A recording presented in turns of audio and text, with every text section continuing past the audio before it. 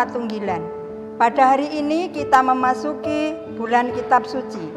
Di bulan Kitab Suci ini kita menjadikan kegiatan gemar membaca Alkitab. Bacaan kita hari ini terambil dari Injil Markus pasal yang kelima ayat 1 sampai yang ke-43. Sebelum kita membaca, mari kita berdoa. Tuhan, inilah kami bersama datang kepadamu Tuhan. Kami bersyukur Tuhan sudah memberkati kami sehingga pada saat ini kami boleh berkumpul di tempat ini penuh dengan keselamatan. Tuhan, kami datang kepadamu bukan membawa kebaikan kami, namun kami membawa segala dosa-dosa serta pelanggaran kami. Ampuni kami Tuhan, sehingga kami layak untuk menjadi anak Tuhan. Tuhan, pada saat ini kami akan belajar untuk membaca kebenaran firman-Mu. Urapi hati dan pikiran kami Tuhan, beri kami kepandaian, beri kami pengertian, sehingga apa yang kami baca nanti boleh kami renungkan dan kami boleh mengertinya. Bersabdalah Tuhan, kami semua sudah siap untuk mendengarkan. Amin.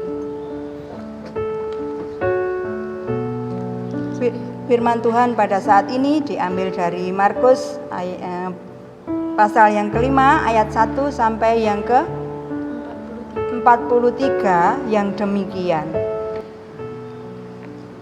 Lalu sampailah mereka di seberang danau di daerah orang Gerasa. Baru saja Yesus turun dari perahu, datanglah seorang yang kerasukan roh jahat dari perkuburan menemui dia. Orang itu diam di sana dan tidak ada seorang pun lagi yang sanggup mengikatnya, sekalipun dengan rantai, karena sudah sering ia dibelenggu dan dirantai.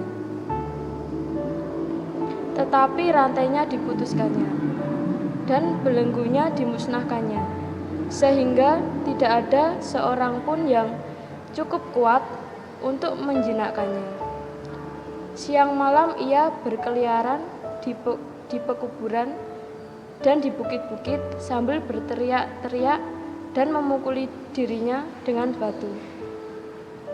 Ketika ia melihat Yesus dari jauh, berlarilah ia mendapatkannya lalu menyembahnya. Dan dengan keras ia berteriak, "Apa urusanmu dengan aku, hai Yesus anak Allah yang maha tinggi? Demi Allah, jangan siksa aku."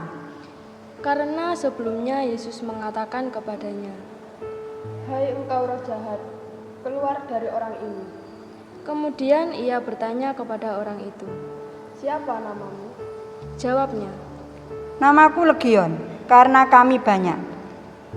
Ia memohon dengan sangat supaya Yesus jangan mengusir roh-roh itu keluar dari daerah itu. Adalah di sana di lereng bukit sejumlah besar babi sedang mencari makan.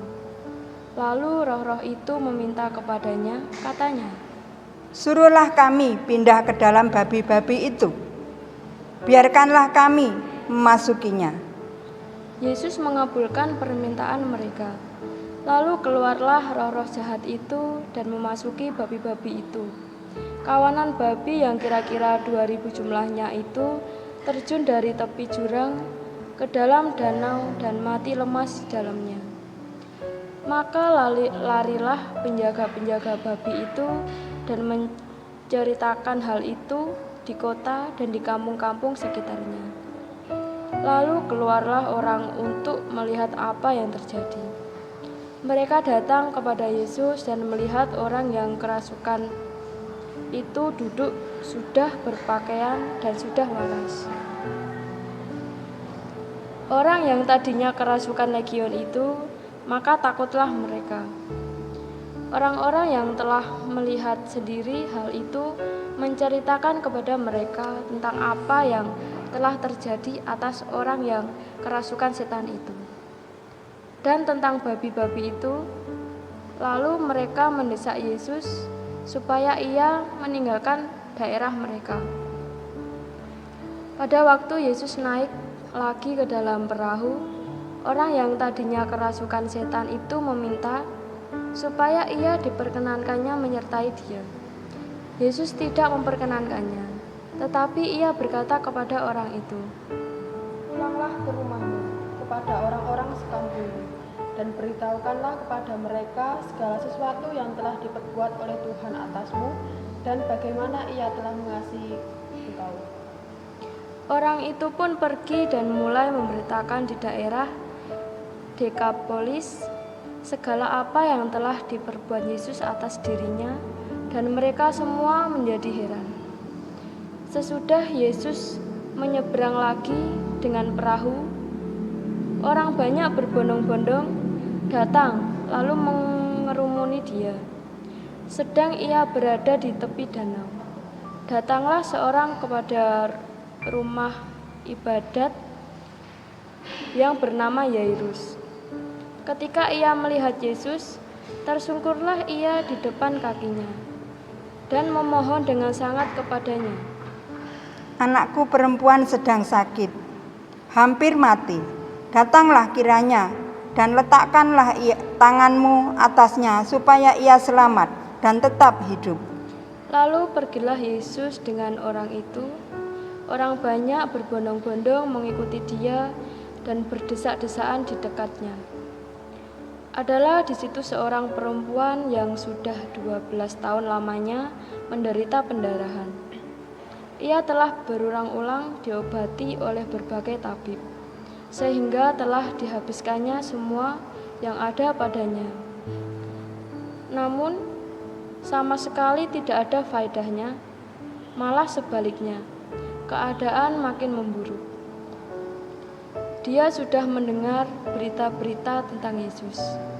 Maka di tengah-tengah orang banyak itu, ia mendekati Yesus dari belakang dan menjamah jubahnya. Sebab katanya, "Asal ku jamah saja jubahnya, aku akan sembuh." seketika itu juga berhentilah pendarahannya, dan ia merasa bahwa badannya sudah sembuh dari penyakitnya. Pada ketika itu juga Yesus mengetahui bahwa ada tenaga yang keluar dari dirinya.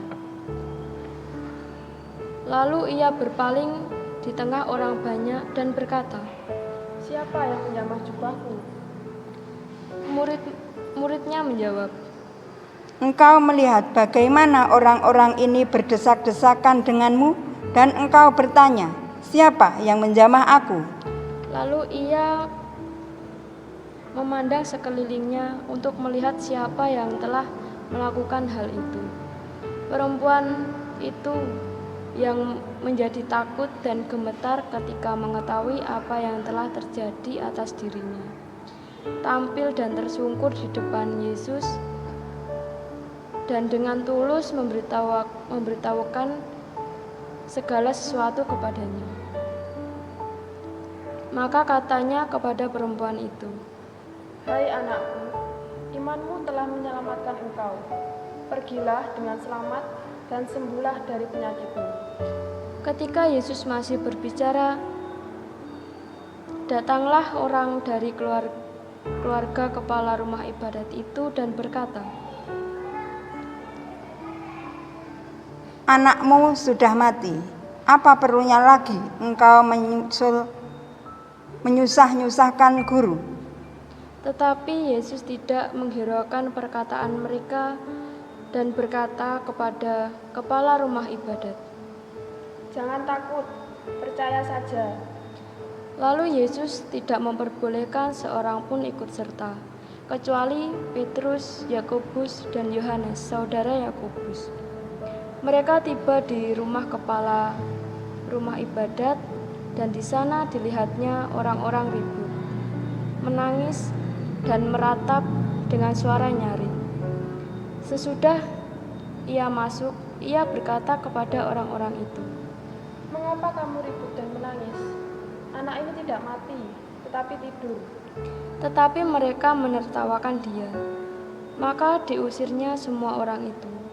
Lalu dibawanya ayah dan ibu anak itu Dan mereka yang bersama-sama dengan dia masuk ke kamar anak itu. Lalu dipegangnya dengan tangan anak itu, katanya, Talitakum, yang berarti, hai anak, aku berkata kepadamu, bangunlah. Seketika itu juga anak itu bangkit berdiri dan berjalan, sebab umurnya sudah 12 tahun. Semua orang yang hadir sangat takjub. Dengan sangat ia berpesan kepada mereka supaya jangan seorang pun mengetahui hal itu. Lalu ia menyuruh mereka memberi anak itu makan. Amin. Salam Patunggilan saudara-saudara. Dalam rangka bulan Kitab Suci GKJW, hari ini kita ada dalam kegiatan Gema, Gerakan Membaca Alkitab. Saat ini kita akan membaca kitab Injil Markus pasal yang ke-6.